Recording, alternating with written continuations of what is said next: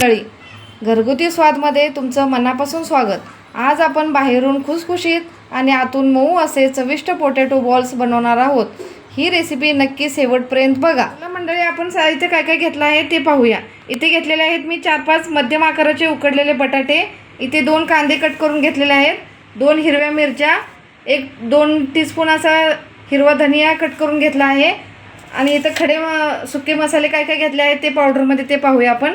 इथे घेतलेले आहे मी 1 टीस्पून मिरची पावडर, चवीनुसार मीठ, अर्धा टीस्पून हळद. इथं घेतलेला आहे मी मॅगी मसाला. इथे घेतलेला आहे धनिया पावडर. आणि इथं जिरा आणि काळी मिरी मी इथं वाटून घेतलेले आहे. आणि इथे 1 वाटी माझ्याकडे कॉर्नफ्लॉवर नाही आहे म्हणून मी तांदळाचं पीठ घेतलेलं आहे. तुम्ही कॉर्नफ्लॉवर घेऊ शकता. आपण उकडून घेतलेले बटाटे हे मॅशरने मॅश करून घेऊया. हे बघा मंडळी, इथं मी बटाटा असा कुस्करून मॅशरने बारीक करून घेतलेला आहे. याच्यात टाकूया आपण कांदा, हिरवी मिरची, कोथिंबीर,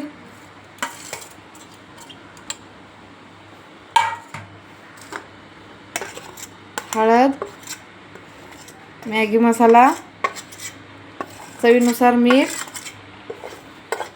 धने पावडर, जिरे आणि मिरी पावडर, आणि इथं चवीप्रमाणे लाल तिखट.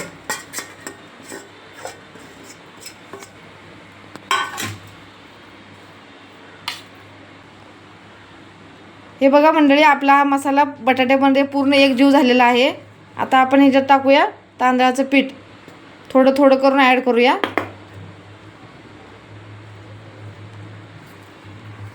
अर्धी वाटी तांदळाचं पीठ इथं याच्यामध्ये टाकून घेतलं होतं. आता अजून थोडं टाकूया याच्यामध्ये. तांदळाचं पीठ आपलं थोडं जास्त झालेलं आहे म्हणून आपण असं थोडं थोडं करत मिक्स करायचं. हे बघा, हे मिश्रण जर आपल्याला जास्तच कोरडं वाटत असेल तर आपण थोडं हाताला पाणी लावायचं आणि हाताने सगळं असं मॅश करून घ्यायचं. हे बघा मंडळी, आपण याचे छोटे छोटे बॉल्स बनवणार आहोत हाताला तेल लावून. आणि इथे मी तांदळाच्या पिठाची स्लरी बनवून घेतलेली आहे. आपण याच्यामध्ये डीप करणार आणि मग याच्यामध्ये फ्राय करणार. हे बघा मंडळी, इथे मी तेल गरम करण्यासाठी ठेवलेला आहे. तोपर्यंत आपण इकडचे असे मी हाताला तेल लावणार आहे आणि असे छोटे छोटे बॉल्स बनवणार आहे.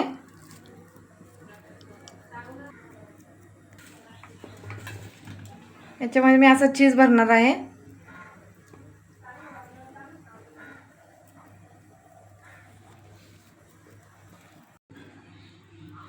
आणि असं बंद करून घ्यायचं.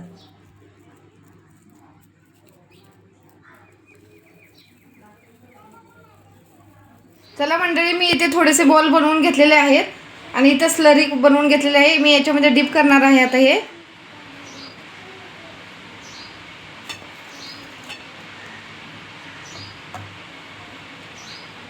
आणि याच्यामध्ये सोडणार आहे. हे बघा, मी इथे बॉल्स टाकून घेतलेले आहेत कढईमध्ये. हे आपण सेट झाले थोडेसे की मगच हलवायचे, तोपर्यंत हलवायचे नाही त्याला. हे बघा मंडळी, हे बॉल्स आपले असे तळून छान असे सोनेरी कलरपर्यंत आलेले आहेत. आता आपण यांना काढून घेऊया.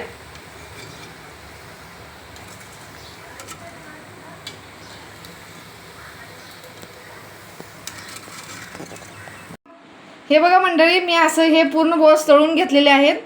हे आपण आता खाण्यासाठी रेडी. आता पोटॅटो बॉल्स तयार आहेत. ते आपण आतून कसे झाले आहेत ते पाहूया. हे बघा, एकदम क्रंची क्रंची झाले आहेत.